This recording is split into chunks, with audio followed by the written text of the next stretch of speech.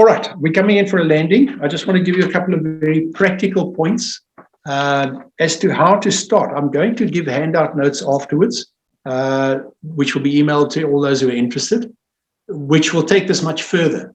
But for the sake of just giving you some pointers in terms of direction going forward, the simple plan for spotting an opportunity, 4 points. Let me give you those quickly. Number one, we need to identify our customer, and I've already told you how to do that. Our customer is the person who's itch we can scratch, because we've solved the problem in our own lives. Now we can help them solve their problem. On this level, that many people, not the whole world. Remember, not the 8 billion, our tribe. Okay? What is their pain? Sit down and work out what their pain is. And then we can do some market research. And I'm going to conclude in a moment by talking about my market research that I did in getting my business model started. Once we've understood their pain, we then work out a solution. So we take what has worked for us, see how we can apply it in helping them, and we build a methodology around it, which might be coaching, it might be training, it might be a motivational thing, it might, whatever. We build a business model around that. And then once we've done that, the fourth point is we turn it into an offer. Okay, so we can't go marketing and putting it on the internet or whatever we're going to do for marketing until we've actually got an offer. What are we actually going to do for them? So we got a solution and we turn the solution into an offer. Okay, and then we're ready to go and go into a lot more detail. So let me quickly show you some niches where you can start. Now, immediately your response might be, I'm going to give you the 3 biggest mega niches that turn over the biggest money in the world, online sales. All right. Now, I find it quite amusing when you look at these niches, because everyone of us has some expertise in one of these niches. So it doesn't make a heck of a lot of sense to go to a niche where there's no market. So if we start by looking at our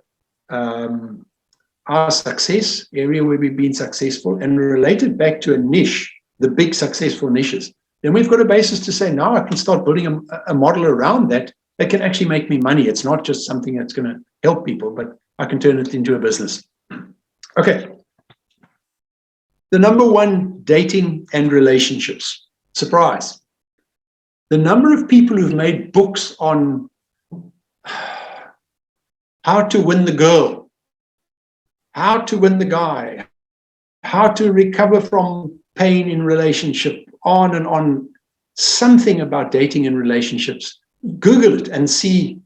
I haven't got the stats in front of me now, but it's a multi-billion dollar industry. Okay, so if you've got a victory in some area, my second time of being married, these are the mistakes I made the first time. But guys, these are the mistakes. This is the methodology for not making the same mistakes twice. There's a model. Okay. And there's a market, I promise you. Number 2, wealth and finance. Many people are wanting to learn how to manage money, how to make money, how to survive financially in these crazy times. Multiple niches around wealth and finance. And again, you don't need to be an economist or a CA or anything else to help people. You need to have overcome something in your own life. Maybe it was that gogo who put her kids through school or through university at great personal price. I would love to find a gogo like that and help her to turn that story into a mega hit. It would be incredible. The third one is health and fitness. Mega billion turnover every year as well. Okay, fad diets, weight loss, how to be a gym bunny, how to run 10Ks in 3 months, whatever it is. Health and fitness is the other massive niche. So I'll go through them again. Dating and relationships, wealth and finance, health and wellness. Those are the 3 biggies. It would help if you can frame your business in one of those categories, just because that's where the internet is focused. Okay, so find a problem from within one of these niches and focus on solving that for your tribe, identifying your tribe, and then start by creating some free content to test their response. And that I'll give you a bit more in my notes about that. So I'm going to give you a quick case study and then I'm done. Two key points, guys. If what I'm saying is helpful, if there's value in it and you're seeing some kind of light at the end of the tunnel, and with the notes you feel like you might start moving forward a little bit. Two things, please. Speed and implementation are the hallmarks of a successful entrepreneur. Vacillating, second guessing, gilding the lily will never make a successful business. And I'm speaking to myself as I am to anybody else. And I'm sure my friends who know me well are all going to chirp me in the chat right now, because I'm guilty. I want to get it right. I want it to be excellent. I don't want to do half-baked things. And I can waste endless time second guessing myself.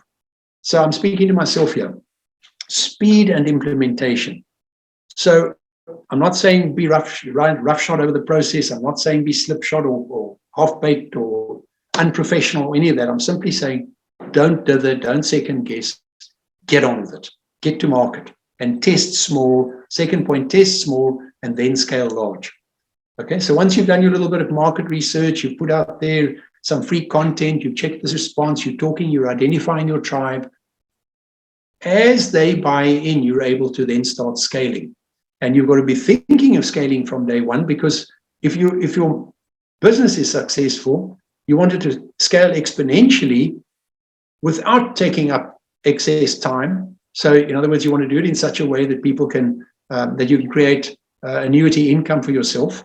They buy books, they buy programs on the internet, whatever it is, but they're able to keep paying you ad infinitum without taking up all your time.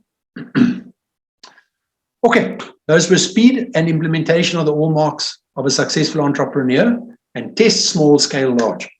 I'm going to close with this quick case study. I had a fascinating situation. Was very keen. I've been, as Jacques says, we qualified together as coaches at the end of 2004. We coached together for a year in 2005 in Joburg in the corporate market. I did an amazing year. Jacques was a great partner. We worked very well together. Olga says we argued nonstop, but we were chatting. We were discussing better ways of doing things. So as I was sitting in, I got more coaching qualification 2015, 2016. And from then, I've been trying to find a way of building a coaching business the way I want to do it. I wanted to find my unique voice. I wanted to service my tribe. And I didn't have the methodology. This is all stuff I've learned recently. Anyway, I had a crazy situation where I'm a Christian. One morning I was spending time with the Lord, and I got a very, very, very clear word from him: start with pastors. It was the most counterintuitive instruction, suggestion possible. And I won't unpack that now. But Steph Davies already laughing at my expense. Steph was one of the people I went to. I then sat down. I took it very seriously because I knew it was the Lord speaking to me.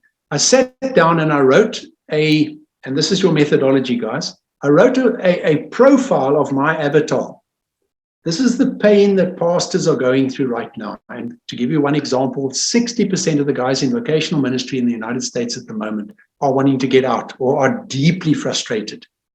So I feel their pain, but I've never been in vocational ministry myself. So who am I to speak to them? Anyway, I soldiered on. I sat and I did my research. I wrote my profile of a guy who's gone into ministry, been awesome in the beginning, and then slowly people stop being nice to him, withdraw, get cold, and so on. And he can just feel over a period of a year, 18 months, 2 years, it isn't what it used to be. And this isn't what he feels he was called to do. I wrote the whole profile, and I identified 5 pastors that are on the fringe of my circle. In other words, not ones who know me well who would be prejudiced by knowing me. Put it to these 5 guys, and I said, would you mind? And I phoned each one of them, and I said to them, would you mind? I've got a document. This is what I'm wanting to do. Would you mind reading it and just crit it for me? Tell me if I'm off the mark, or have I kind of got something going here? And what was absolutely amazing for me and massively affirming because this is my market research. They all come back and say, so who do you think you are anyway? I mean, you're talking nonsense. What do you know about pastors? Or, that kind of response. Well, then, okay, I've heard wrong. Try something else. The mind-boggling thing was 5 out of 5 said to me, this is incredible. Minor edits, minor comments, suggestions, all constructive, all saying the need is incredible. You've identified the need clearly. Your suggestions are spot on. Absolutely awesome. Go with it, and we want to hear more. We're keen to see where this goes. So that's a very simple way of doing your market research, because now you think you've got something that might work, but you've got to test it. So you've got to apply your mind a little, identify your avatar, which is the profile of the person that you're going to try and help, and then go to talk to your avatars. Go and ask them what they think about what you're doing, and listen. This is the key. You've got to be listening with both ears very carefully, not trying to correct, not trying to tell them, no, you don't understand. Actually, one's got to really hear them and suck it in, because they're the target audience. They're the people that you're going to help. And if you can hear them and let them tell you what they need, if you're 10% ahead of them, you're a winner. At the Griffin Foundation, we collaborate with industry experts who prioritize youth employment and help households live beyond the poverty threshold. Currently, we've been offering online events under our Re-Energize with Purpose and Passion fundraiser series, which we would love for you to take advantage of. The online events focus on a number of relevant topics, such as business growth in the midst of a pandemic, travel, and personal growth. All proceeds made through the Re-Energize with Purpose and Passion series are used to place youth in SMEs. This gives the unemployed youth an opportunity to build their work experience portfolio while allowing SME owners to work on an expansion plan with additional time on their hands. We know that SMEs are the lifeblood of the South African economy, and through this fundraiser series, we play our part. Play your part by attending our next event. Visit www.griffinfoundation.org.za for more information.